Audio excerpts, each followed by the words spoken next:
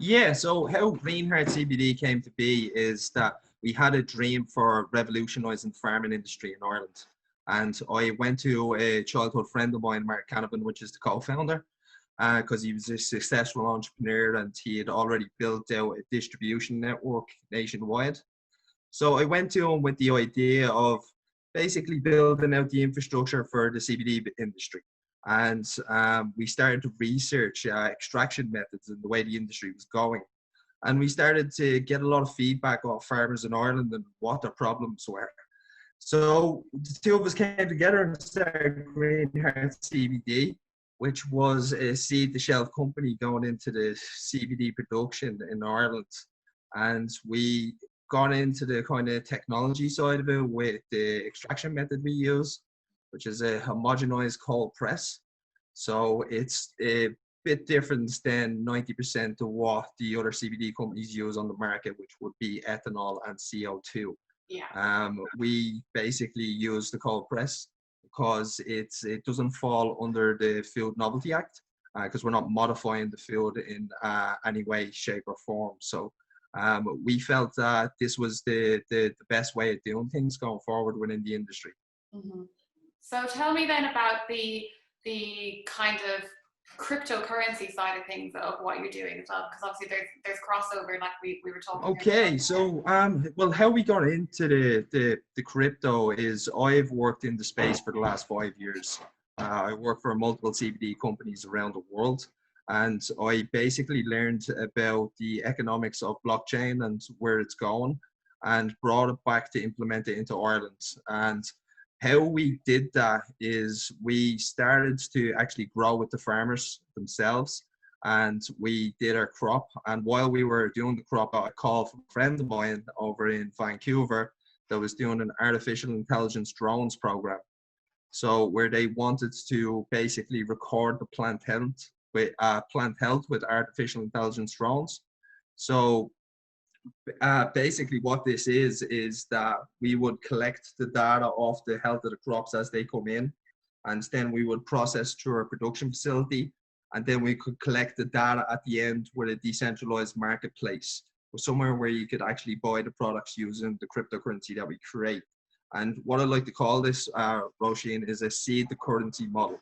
So we are currently our seed to shelf, and we want to move that just that little step further and go seed to currency. What this does and the benefits to this is that the cryptocurrency users get the biggest discount on our products. Okay. As well as that, it is on a secondary exchange, so it's live trading, so it has value. And then we're looking to basically partner up with other Irish companies and sustainable companies that would like to use the token economic models to promote their products. Okay. Yeah, so that's kind of the gist. So if you were already a CBD business and already a CBD company, already like a seed to shelf kind of company, what would be the benefits of going down the route that you've gone, or contacting you and seeing what you guys are doing? What's the added benefit of getting involved with something like drones, which is not something that everyone's going to have the budget to do, obviously? So tell us a little bit about that side of it. Yeah, of course. So the benefits of the drones is a number of things. So basically, profitability for the farmer is big. So getting the most amount of profit out of his crop. So when it comes down to the CBD industry then, so what that is the most amount of CBD he can get within his plants, the most amount of money he will make. And there's a thing where when in farming, when you basically scatter the seed, it comes up male or female. Now, it's extremely hard to get the males out before pollination, out of the fields before they pollinate the females. And when they pollinate the females, this actually gets the seed production going and reduces the CBD because it stops producing CBD and starts producing seed. So a big thing for farmers is either feminizing their farm, which can cost a lot of money, or basically then picking the males out of the field itself, which is an extremely hard job to do. So with the artificial intelligence drones, what we're doing at the moment is determining which is male and female very, very early on, and then using the drone to physically pick the males out of the field so you can feminize outdoors. So So they can the just drop drone is down, like a workhorse. pick something up. Yeah, yeah, yeah. It would have like it's a 6 foot drone, so it would have like a robot arm, and it would fly over, detect the mail, and then pick it out physically. Amazing. So it's a very, very interesting technology. Now, well, it's able to tell you the complete health of the plants. It's able to tell you the complete growth of the growth cycle of the plant.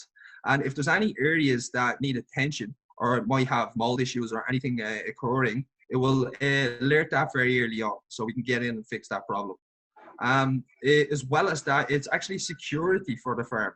So this drone has artificial intelligence, is recording the area of your farm and everything within it.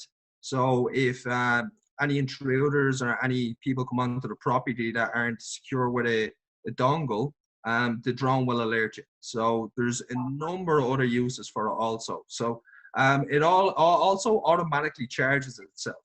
So it will charge itself, go off, do its work, come back, charge itself. So it's very little work for the farmer. You can control it through a mobile application.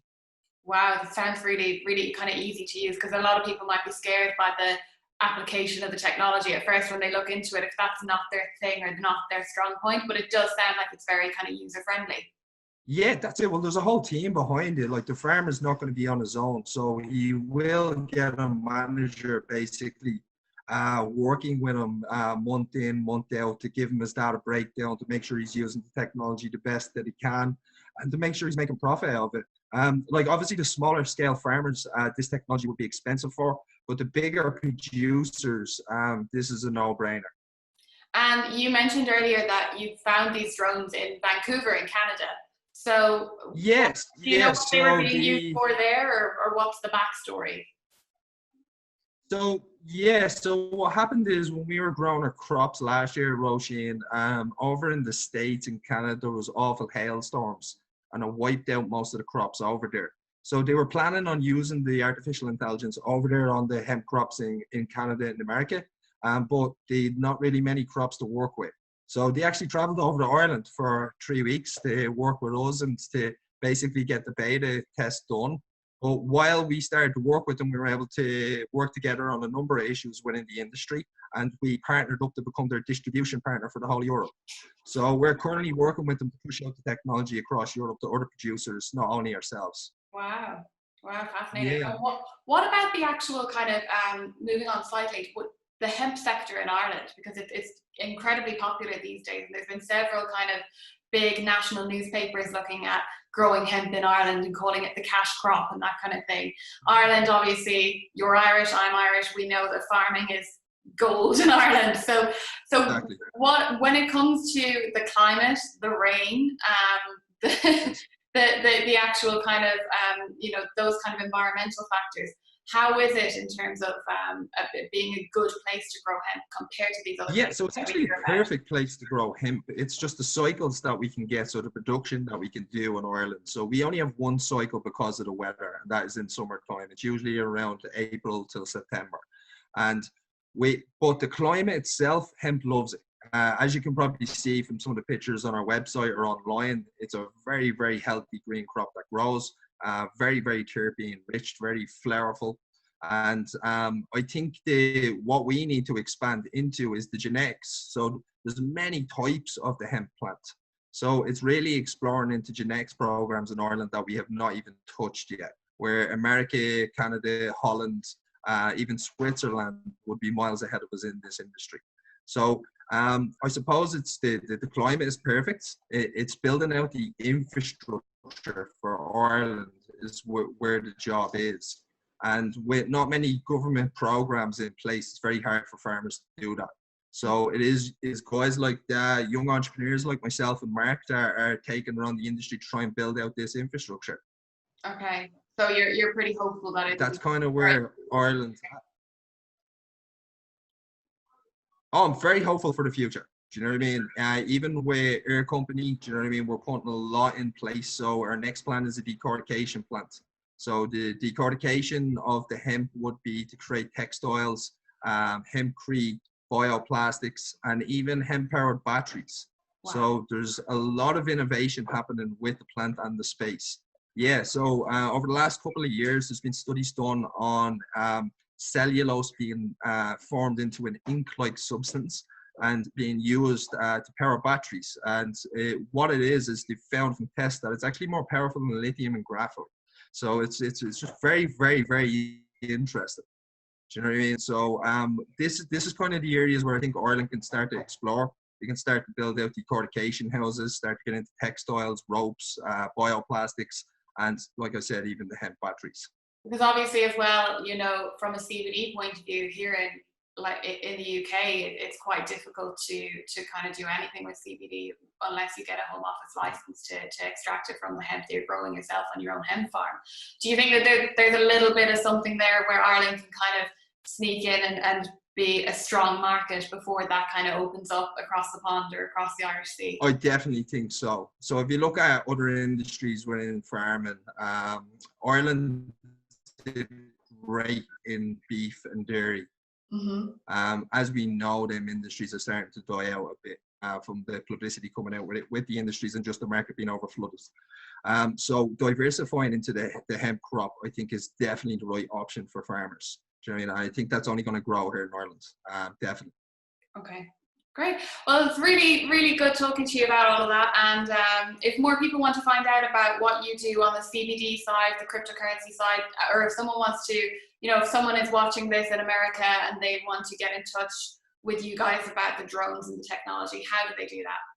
Yeah, of course. So just go to our website, www.greenheartcbd.ie, or reach out to us on any of our social media channels, Instagram, Twitter, Facebook. We're on Telegram as well.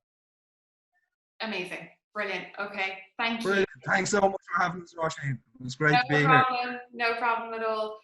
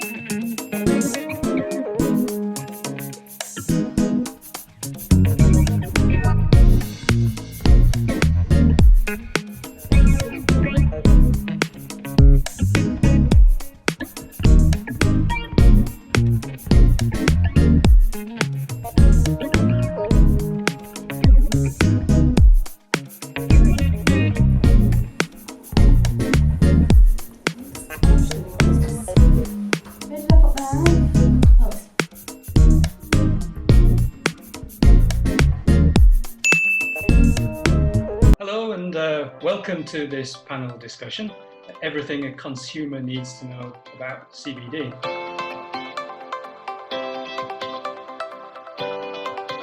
What important things does a consumer need to know about CBD? So maybe I'll ask Moira first, as she has the CBD brand. Okay, it's an important question, Bill.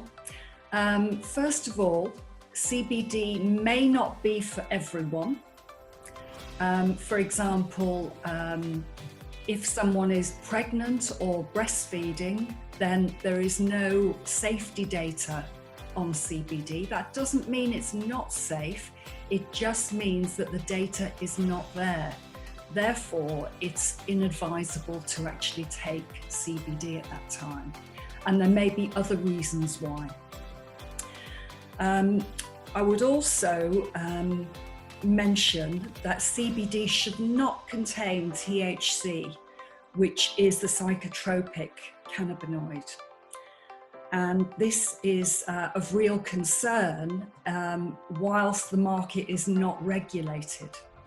So I'll come on in the next section to the licensing program that we are going through at the moment. Thirdly, the health benefits of CBD should be available without THC.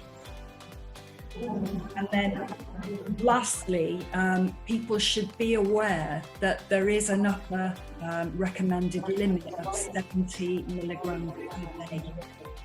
So that's about 28 drops of a 5% CBD tincture.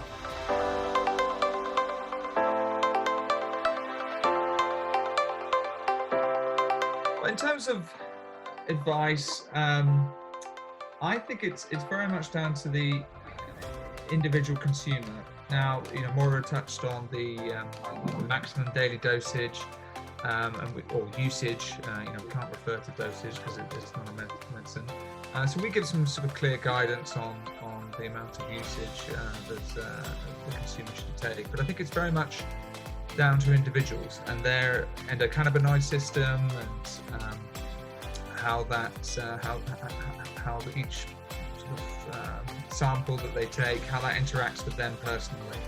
So I think consumers should really experiment. Start with a low dosage, a low concentration of CBD in terms of if they're new to the category or to the industry, as it were. Start off with a 2.5% or 5% type of a product, and sort of start slowly and work their way up.